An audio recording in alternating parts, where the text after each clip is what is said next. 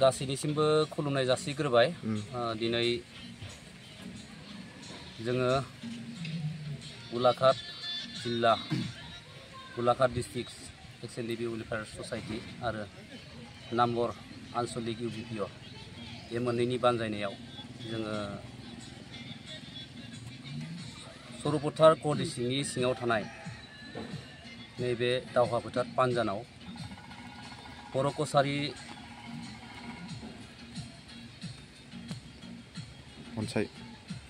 अनसाय गावहायुं खुंथायनि रांबावजाजों मोनसे बर' कसारि agri एडभाइजारि centre मोनसे लुफुंनाय जादोंमोन आरो बे सेन्टारखौ दिनै फर्मेलि जोंनि मानगोनां इ.एम. प्रदीप सरगियारि बिथाङा आरो बिथांजों हेफाजाबगिरि महरै जोंनि इउ.बि.पि.अ. सेन्ट्रेल कमिटिनि मानाव गेदेर थुनलाइयारि नेहाथारि महेश्वर बसुमतारी आरो नैबे हालामनि साफ्रोमबो गामि गोरा बिथांमोना आरो समाज सिबियारि बिथांमोननि हेफाजाब आरो गलाघाट डिस्ट्रिक्ट एक्स.एन.डि.पि. वेलफेयार ससाइटिनि गासै लिडार्स आरो मावथि बिथांमोननि हेफाजाब आरो रायजो राजानि मददजों बिथाङा बेखेवनानै होयो आरो बेजों लोगोसेनो दिनै जोङो गलाघाट डिस्ट्रिक्ट एक्स.एन.डि.पि. वेलफेयार ससाइटि होननानै 2004 मायथाइनि 30 अक्ट'बर खालि जोङो आबुं मोनसे कमिटि दाफुंनाय जायो आरो बे कमिटिनि आफादगिरि महरै आं खनिल कुमार बसुमतारी आरो नेहाथारि हिसाबै दङ जोंहा एक्स.एन.डि.पि.निनो सासे गोख्रों मावथि बारग' एन.डि.पि. बिथां महेन्द्र ब्रह्म आरो लोगोसेनो केसियार हिसाबै दङ बारग' एन.डि.पि.नि सासे गोख्रों मावथि बिथाङाबो बिथां धनेस्वर बसुमतारी आरो लोगोसेनो जोंनि गेजेराव माखासे एक्स.एन.डि.पि. मावथि एबा लिडार सन्जय बसुमतारीखौ लाफानानै बिरेस्वर बसुमतारी बिथांमोनखौ लाफानानै सुनिल बसुमतारी बिथांमोनखौ लाफानानै दुनाचार्य ब्रह्म बिथांमोनखौ लाफानानै गोबां एन.डि.पि.जों जों सावरायलायनायनि गेजेरजों जोङो मख'नाय थारिखआव जोङो आबुङै मोनसे कमिटि दानानै दिनै जोङो नैबे पानजान दावहा फोथारावनो जोंनि मोनसे मावख' लुफुंनायनि थाखाय जोङो गाहाय खुन्था गायसननाय जायो आरो बे गाहाय खुन्थियाखौ जोङो जोंनि इउ.बि.पि.नि थुनलाइयारि नेहाथारि मानगोनां महेश्वर बिथांनि आखाइजोंनो जोङो गायसनहोयो आरो जोंनि बे गलाघाट डिस्ट्रिक्ट एक्स.एन.डि.पि. वेलफेयार ससाइटिनि थांखि आरो मावनो गोनां हाबाफारिया गोबां दङ। जोङो अल आसामावनो जोङो इडुकेसन हेल्थ डेभेलपमेन्ट आरो एनभाइरनमेन्ट बे मोनब्रै बिथिङाव जोङो स्पेसियेलि जोङो अल आसामनि खना खनला जोङो खामानि मावनाय जोंहा खाबु दङ आरो बे मोनब्रै बिथिङाव जोङो बिफानारि मावख'आरि बिथांमोनजों सावरायनायनि गेजेरजों जोङो माखासे समाव मोनब्रै बिथिंनि सायावनो जोङो एवारनेस प्रग्राम आरो स्किल डेभेलपमेन्ट बे बिथिङावबो जोङो ट्रेनिं होनायनि जोंहा अपसन दङ। ओंखायनो जों सान्दों जों बेफोर बिथिङाव मोजाङै मोजां बर' हारिजों लोगोसेनो जोंनि नैबे हालामाव थानाय गासै हारि हारिसाफोरखौबो लाफानानै जोङो माबोरैहाय जोंनि हालामखौ जों जौगाहोलांनो हागौ बिनि बागै जोङो खामानि मावलांगोन आरो बेवहाय जों गासै बर' रायजो राजाजों लोगोसेनो गासै एक्स.एन.डि.पि. बिथांमोनखौ जोङो हेफाजाब आरो मदद होलांगोन होननानै सान्दों आरो हाजासेयाव जों सानस'हायै एबा नुस'हायै बेफोर बिथिङाव जोङो जोंनिनो मेलेमजिबि बिथांमोनखौ जोङो अरायसम हांख्रायगोन एबा बिथांमोनजों लोब्बा लानानै जोङो माखासे बिथिङाव जोङो खामानि मावलांगोन। ओरैबादि नङा जे दिनै गलाघाट डिस्ट्रिक्ट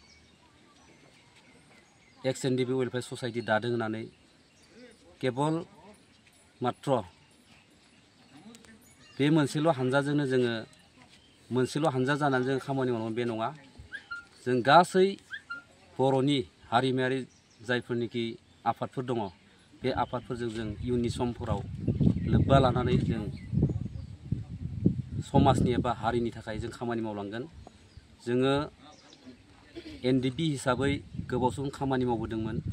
दिनै 2020 मायथाइनि 27 जानुवारियाव एकर्ड जानानै थांनायनि उनाव जोङो डिसबेन्ड जादों आरो डिसबेन्ड जानायनि उनाव जोंहा मावनो गोनां अनेक खामानि थाबावो आरो बै हिसाबैनो जोङो नैबे दिनै इयुननि समफोराव आरोबाव थांना थासान्दियाव हारिनि एबा समाजनि मोजांनि थाखाय खामानि मावलांनो होननानैनो जोङो नैबे गलाघाट डिस्ट्रिक्ट एक्स एनडिबि वेलफेयार ससाइटि बे आफादखौ जोङो आबुङै दाफुंना लानाय जादों। गलाघाट जिल्लानि सिङाव थानाय पानजान दावहा फोथारा मोनसे बे ओनसोलनि नागा जाथायजों लोब्बा गोनां मोनसे जारिमिनारि जायगा। 1979 मायथाइयाव जेब्ला बे ओनसोलाव बर'फोरा रायजो जाजेनदोंमोन बै समनि 1979 मायथाइनि 5 जानुवारि खालाराव बे ओनसोलाव रायजो जाजेननाय बर'फोरखौ आरो गुबुनफोरखौ नागानि मोनसे हानजाया बेयाव बुथारदोंमोन आरो बेनिफ्राय होखारफिननो नाजादोंमोन आरो बाहायनो बे गोथै सहफोरखौ गोबांखौ आसाम सरकारा लांदों आरो लांनो हायैफोरखौ बे जायगायावनो फबनानै दोनदोंमोन।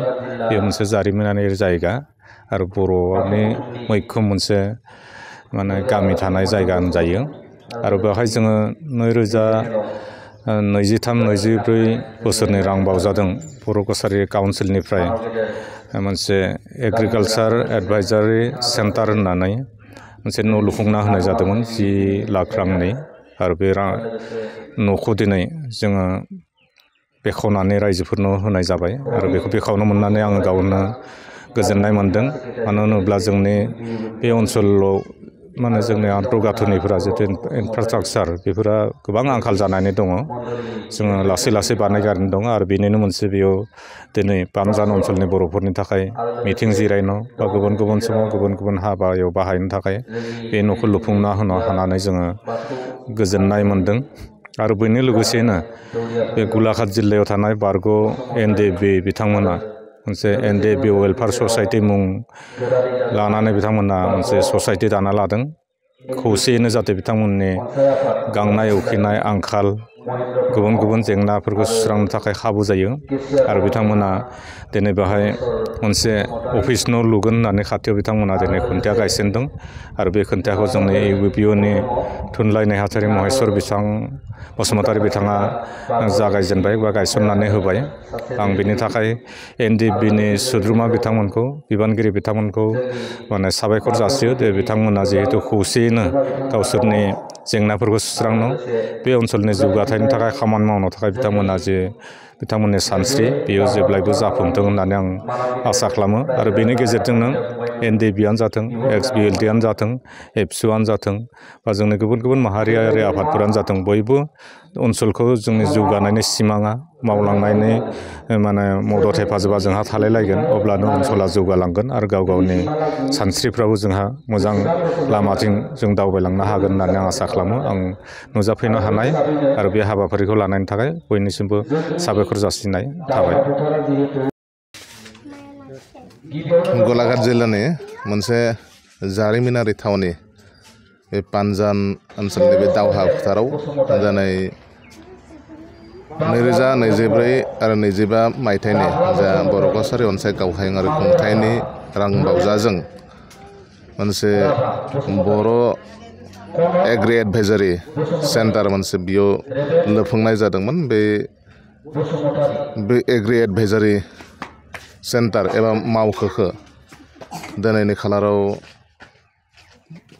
हाबाफारि लानानै बर' कसारि अनसाय गावहायं खुंथायनिनो मानगेरेट EM प्रदीप स्वरगियारि बिथांनि गोथार आखाइजों दिनै बेखेवनाय जादों। बेयो जोबोद गोजोनथाव आरो बाख्नायथाव बाथ्रा।